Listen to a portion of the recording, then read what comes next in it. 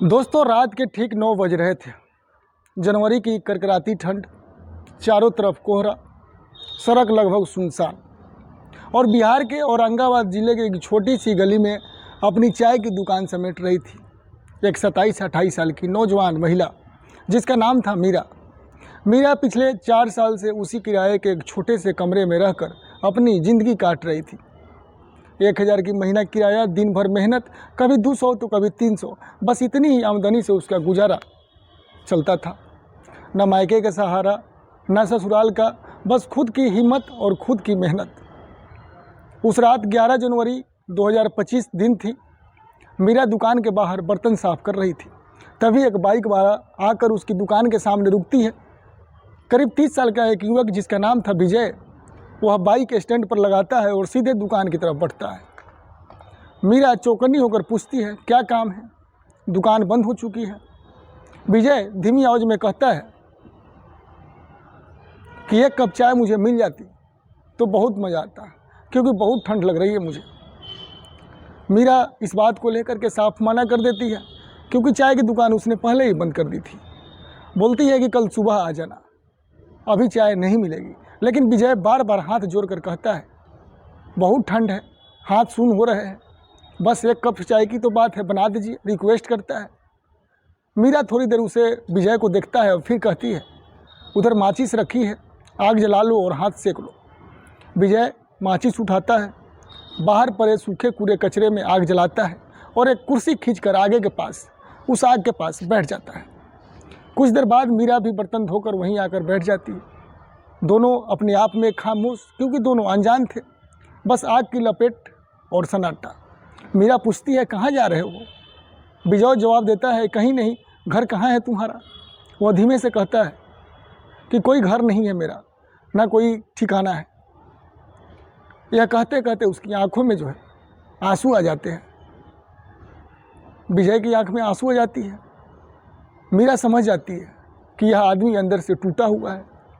वह उठती है, अपने कमरे में जाती है और कुछ देर बाद एक कप गर्म चाय लेकर आती है। विजय चाय देखकर जैसे सुकून की सांस लेता है। विजय चाय पीने के बाद उस महिला को बहुत धन्यवाद भी देता है। चाय पीने के बाद वह जेब से 100 रुपये निकाल कर देने लगता है। मीरा मुस्कुरा कर कहती है कि घर आए अजनबी मेहमान ही होते हैं, पैसे आप रख लीजिए, पैसे मुझे नहीं चाहिए। जब विजय जेब में पैसे रखने लगता है, उसी वक्त एक कागज़ का टुकड़ा नीचे गिर जाता है, जो चुपचाप मीरा उठा लेती है। कुछ देर बाद विजय रोने लगता है। मीरा पानी ला कर देती है। समय रात के 11 बज चुके थे, कोहरा घना था। मीरा कहती है कि इतनी रात में मत जाओ, यहीं रुक जाओ। विजय हिचकिचाता है, आप अकेली रहती हो, लोग क्या कहेंगे? मीरा कहती है, यह कहने वाला कोई नहीं है दोस्तों। वह उसे अंदर ले जाती है, खाना परोसती है और विजय खाना देखकर फिर रो पड़ता है, जैसे उसे महीने बाद किसी ने इंसान समझा हो। खाने के बाद मीरा वह कागज़ निकालती है और विजय के हाथ में रख देती है। विजय जैसे वो कागज़ देखती है, सन्न जाता है। उस कागज़ में लिखा था कि मैं अपनी मर्ज़ी से अपनी जान देने जा रहा हूँ, मेरी मौत के लिए कोई जिम्मेदार नहीं होगा। उस कागज़ पे जो लिखा था, मीरा कहती है, अपनी जान देने जा रहे थे। विजय की आंख भर आती है। उस महिला ने पूछा, वो सारी कहानी विजय रोकर बताता है। वह 6 साल पहले अपने शादी स्नेहा नाम की लड़की से हुई थी। मुंबई में काम करता था, अच्छी कमाई, कोई कमी नहीं छोड़ी। लेकिन शादी के बाद स्नेहा किसी और से प्यार करने लगी। उस पर झूठे दहेज और मारपीट के केस भी लगा था। 3 साल से अलग रह रही थी। उसी दिनों उसे मनाने गया था। आखिर बार उसने कहा था कि अगर तुम साथ नहीं चली तो मैं मर जाऊंगा।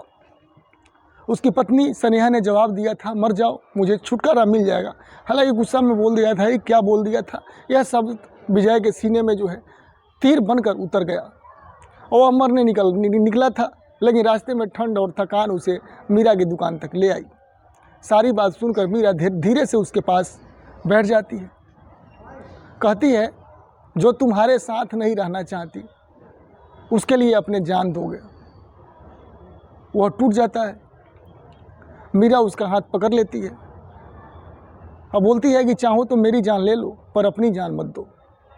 उस रात दोनों सो नहीं पाए, दो अकेले लोग, दो टूटे हुए दिल और एक ही कमरे में एक दूसरे के दर्द को समझते हुए उनके बीच की दूरियां मिट गई।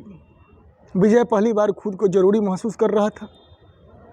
मीरा पहली बार खुद को अकेली नहीं बल्कि ऐसे लग रहा था कि हमारे घर में कोई इंसान है। सुबह होने लगी, विजय उठकर कहता है अब चलता हूँ। मीरा पूछती है क्या सच में जाना चाहते हो? विजय चुप रहता है।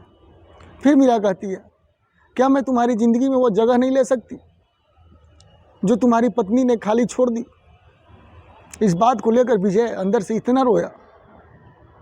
पत्नी वो जो मुझे मारता देखना चाहती है और तुम जो मुझे जीना सिखा रही हो, दोनों उसी दिन साथ रहने का फैसला कर लेता है। 2 दिन बाद विजय उसे अपने साथ मुंबई ले जाता है। धीरे धीरे सब कुछ कानूनी तरीके से सुलझाता है। पुराना रिश्ता ख़त्म होता है और आज एक सवाल से ज़्यादा हो चुका है। दोनों पति पत्नी की तरह साथ रह रहे हैं। दोस्तों, लोग कह सकते हैं कि मीरा ने गलत किया, लेकिन एक सच्चाई यह भी है, अगर उस रात मीरा दरवाज़ा बंद कर देती तो शायद अगले दिन एक लाश मिलती। कभी कभी इंसानियत से लिया गया एक फैसला पूरी ज़िंदगी जो है बदल देता है। तो दोस्तों, आज की कहानी कैसी लगी आपको? आप हमें कमेंट बॉक्स में ज़रूर बताइएगा। मैं हूं अभय और आप देख रहे थे दोस्तों सच्ची घटना। आप बताइए क्या मीरा ने सही किया? कमेंट में ज़रूर लिखिए। अगर वीडियो आपको पसंद आई हो तो एक लाइक ज़रूर कीजिए और चैनल सच्ची घटना को आप लोग सब्सक्राइब करना मत भूलिए। मिलेंगे एक और सच्ची घटनाएं और कहानी के साथ। जब तक के लिए दोस्तों नमस्ते, प्रणाम।